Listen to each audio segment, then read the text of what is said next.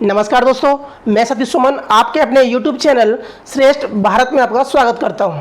दोस्तों, आज हम पढ़ेंगे आधुनिक भारत में यानी कि आधुनिक इतिहास में एक क्रांतिकारी संगठन के बारे में जिसका नाम था हिंदुस्तान सोशलिस्ट रिपब्लिकन एसोसिएशन, जिसे संक्षेप में कहा जाता था HSRA। उसकी पृष्ठभूमि के बारे में जानेंगे, उसके द्वारा किए गए कार्यक्रम के बारे में जानेंगे, उनकी भूमिका के बारे में जानेंगे। तो जिन्होंने अभी तक हमारे चैनल को सब्सक्राइब नहीं किया है, प्लीज़ चैनल को सब्सक्राइब कर लें। बगल में जो बेल आइकन है उसे भी क्लिक कर दें ताकि हमारी हर वीडियो का नोटिफिकेशन आप तक पहुंचता रहे।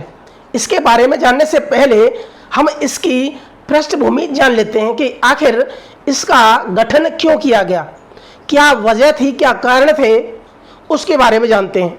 तो हम जानते हैं कि महात्मा गांधी ने अंग्रेजों की सत्ता को उखाड़ फेंकने के लिए, उन्हें भगाने के लिए उनके विरुद्ध असहयोग आंदोलन चलाया था 1920 में, और इसे 1922 में वापस ले लिया गया एक घटना के कारण।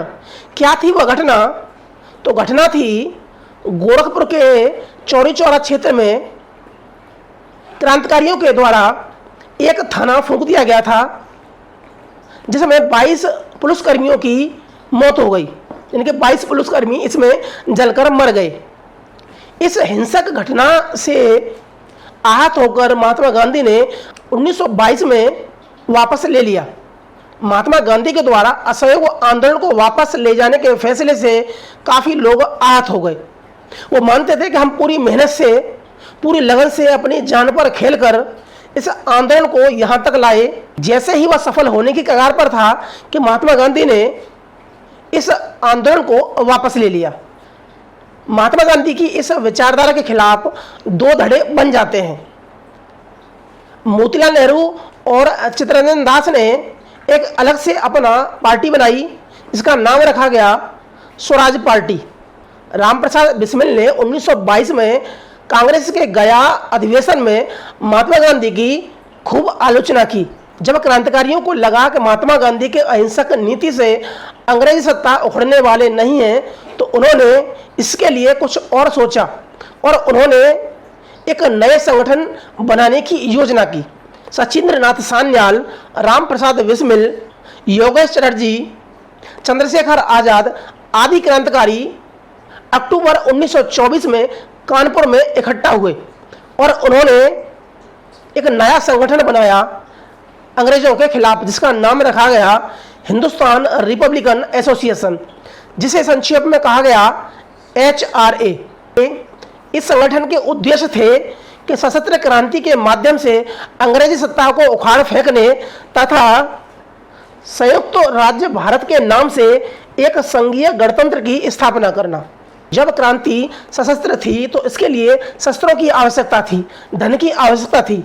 तो इसके लिए धन जुटाने के लिए उन्होंने डकैती का माध्यम चुना और इसके लिए कुछ स्थानों पर डकैती डाली गई, जैसे पीलीभीत और प्रतापगढ़ में कुछ धनी लोगों के यहाँ, रईस लोगों के यहाँ डाली गई। लेकिन इस डकैती से कोई ज़्यादा लाभ उन्हें मिला नहीं और कुछ लोग उनकी गोली से मर भी गए थे। इसलिए उन्होंने ये सोचा कि अब की बार जो डकैती डाली जाएगी वह अंग्रेजों के खजाने पर डाली जाएगी, यानी कि अंग्रेजों का खजाना लूटने की अब योजना बनी। इस योजना को अमल में लाने के लिए क्रांतिकारियों ने 9 अगस्त 1925 को सहारनपुर लखनऊ पैसेंजर में रखा खजाना लूटने की योजना बनाई और उनके द्वारा खजाना लूट लिया गया। हालांकि इसमें एक मासूम आदमी की मृत्यु हो जाती है गोली लगने से। सरकार द्वारा क्रांतिकारियों की धरपकड़ शुरू होती है और एक केस चलता है जिसे काकोरी षड्यंत्र केस के नाम से जाना जाता है। और इस केस में 4 लोगों को फांसी की सजा दी जाती है और वो लोग थे रामप्रसाद बिस्मिल, अशफाक उल्ला खां, राजेंद्र नाथ लाहिड़ी और ठाकुर रोशन सिंह।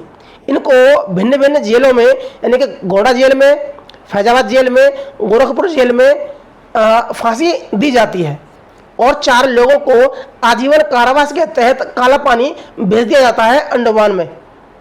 और अन्य 17 लोगों पर भिन्न भिन्न कारावास की सजा दी जाती है। बता दें, काकोरी केस की जो पैरवी कर रहे थे क्रांतिकारियों की, उनका नाम था चंद्रभानु गुप्त, और जो क्रांतिकारियों के विरोध में अंग्रेज सरकार की पैरवी कर रहे थे उस वकील का नाम था जगत नारायण मुल्ला। इस घटना के बाद चंद्रशेखर आजाद और कुछ साथी फरार हो जाते हैं और भूमिगत हो जाते हैं, और क्रांति में फिर से जान फूंकने के उद्देश्य से सभी क्रांतिकारी जो बचे हुए थे, फरार थे, वह इकट्ठा होते हैं दिल्ली के फिरोज शाह कोटला मैदान में 9-10 सितंबर 1928 को। इसमें मुख्य रूप से क्रांतिकारी थे चंद्रशेखर आजाद, भगत सिंह, सुखदेव, राजगुरु, विजय कुमार सिन्हा आदि। और एक संगठन बनता है जिसका नाम रखा गया हिंदुस्तान सोशलिस्ट रिपब्लिकन एसोसिएशन। हालांकि पुराना नाम था हिंदुस्तान रिपब्लिकन एसोसिएशन यानी कि HRA, लेकिन इसमें समाजवाद यानी कि सोशलिस्ट जोड़ा जाता है और वह शब्द दिया जाता है सरदार भगत सिंह के द्वारा, और इस पार्टी का नाम हो जाता है हिंदुस्तान सोशलिस्ट रिपब्लिकन एसोसिएशन यानी कि HSRA। अगर परीक्षा में प्रश्न आता है कि इसकी स्थापना कब होती है, तो सितंबर 1928 को। कहाँ पर होती है, तो दिल्ली के फिरोज शाह कोटला मैदान में। किसके द्वारा होती है, चंद्रशेखर आजाद के द्वारा। यह नाम यानी कि सोशलिस्ट नाम किसके द्वारा दिया जाता है, तो भगत सिंह के आग्रह पर रखा जाता है। पुरानी पार्टी यानी कि HRA की स्थापना किसने की, तो वो की रामप्रसाद बिस्मिल और सचिंद्रनाथ सान्याल। सचिंद्रनाथ सान्याल की जो महत्वपूर्ण पुस्तक है यानी कि उनकी बहुत ही फेमस पुस्तक है जिसका नाम है बंदी जीवन, वो भी परीक्षा में आता है। कब किया जाता है, तो वो किया जाता है 1924 में कानपुर में। यानी कि HSRA की स्थापना दिल्ली में फिरोज शाह कोटला मैदान में, और HRA की स्थापना कानपुर में होती है। इस संगठन के नाम में सोशलिस्ट शब्द जुड़ने के बारे में भगत सिंह समाजवाद में गहरी आस्था व्यक्त करते हुए कहते हैं कि किसानों को केवल विदेशी शासन ही नहीं बल्कि जमींदारों और पूंजीपतियों के दमन से भी आज़ाद कराना है। पूंजीवाद और वर्गीय शासन का अंत ही समाजवाद है। और इस संगठन के जो उद्देश्य रखे गए वो उद्देश्य थे कि शोषणकारी व्यवस्था का दमन करना, चाहे शोषण अंग्रेज सरकार द्वारा किया जाए या भारतीय सामंतों द्वारा, पूंजीपतियों द्वारा किया जाए। मजदूरों और किसानों को संगठित करके क्रांति के लिए प्रेरित करना, ये दूसरा उद्देश्य था। तीसरा उद्देश्य था कि हिंदू मुस्लिम एकता को बनाए रखना। चौथा था कि रेल एवं परिवहन के अन्य साधनों तथा इस्पात एवं जहाज निर्माण जैसे बड़े उद्योगों का राष्ट्रीयकरण करना। अगला था कि साम्यवाद के सिद्धांतों के अनुरूप प्राकृतिक संपदा पर सभी का एक समान अधिकार होना चाहिए।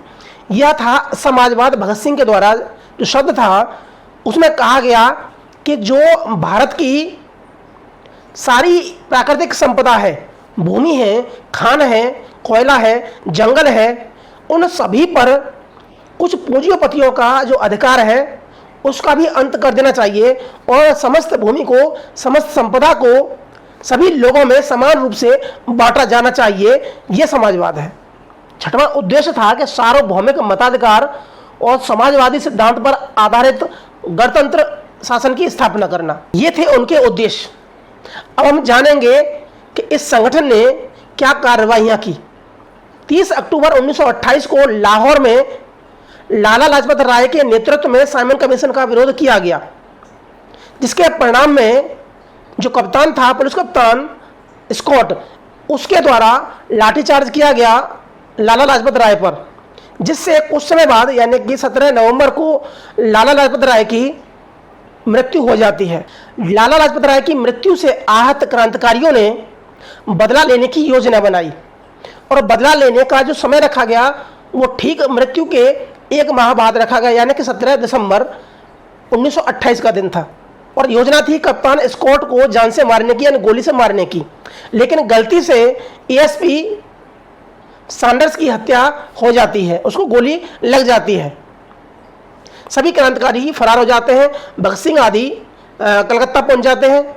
और इस घटना के 4 माह बाद यानी कि 8 अप्रैल 1929 को बटुकेश्वर दत्त तथा भगत सिंह के द्वारा दिल्ली में स्थित केंद्रीय विधान सभा में बम फेंका जाता है और पर्चे फेंके जाते हैं। और इस पर्चों पर लिखा था कि बहरों को सुनाने के लिए धमाकों की ज़रूरत होती है। इस पर्चे से स्पष्ट था कि वह बम किसी को जान से मारने के उद्देश्य से नहीं फेंके गए थे, बल्कि वह सिर्फ आवाज़ करने के उद्देश्य से फेंके गए थे। यह भी बता दें कि जब भगत सिंह और बटुकेश्वर दत्त ने केंद्रीय भवन में बम फेंका तो उस समय विधानसभा में 2 बिलों पर चर्चा हो रही थी और 2 बिल के नाम थे ट्रेड डिस्प्यूट बिल और पब्लिक सेफ्टी बिल, क्योंकि यह भी एग्जाम में पूछ लिया जाता है और अंग्रेजों का ध्यान आकर्षित करने के लिए फेंके गए थे। लेकिन फिर भी अंग्रेजों ने उन पर उस समय की भारतीय दंड संहिता की धारा 307 और आर्म्स एक्ट की धारा में मुकदमा चलाया और इसके तहत उन दोनों को आजीवन कारावास की सजा हुई। इसी केस के तहत इसमें एक केस और जोड़ दिया गया, लाहौर में हुए सैंडर्स की हत्या का। इस केस में जो अभियुक्त बनाए गए सरदार भगत सिंह, सुखदेव और राजगुरु, इन तीनों को 7 अक्टूबर 1930 को फांसी की सजा सुनाई गई और 23 मार्च 1931 को इन तीनों को लाहौर की जेल में फांसी दी गई। 27 फरवरी 1931 को चंद्रशेखर आजाद इलाहाबाद के अल्फ्रेड पार्क में बैठे थे।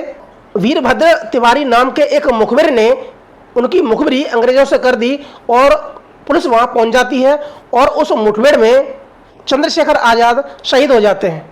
तो दोस्तों आज के लिए सिर्फ इतना ही, मिलते हैं हम अगली वीडियो में, तब तक के लिए नमस्कार।